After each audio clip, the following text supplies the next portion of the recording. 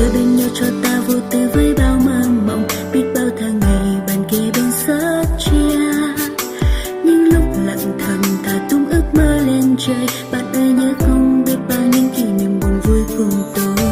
Tuổi thơ thần tiên, biết bao tiếng cười, biết bao nỗi buồn bạn và tôi có nhau. Nhưng yêu dấu ngọt ngào tưởng như vẫn còn đâu đây, kỷ niệm ấy xin giữ mãi trong tim. Từng trang giấy với đất trước quen thuộc kia vây, những ước mơ trẻ con chắc chở bao nhiêu mơ mộng. Hàng cây phượng già trong sân nơi chúng ta khắc lên một trái tim.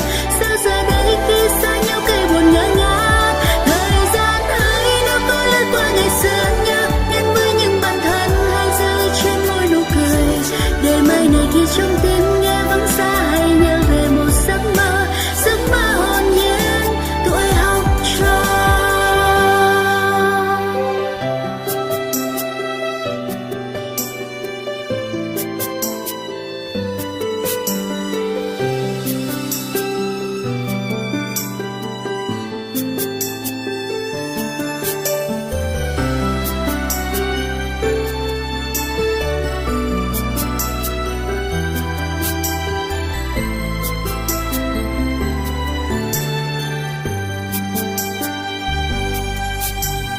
Thơ bên nhau cho ta vô tư với bao mơ mộng, biết bao tháng ngày bàn kề bên sớt chia.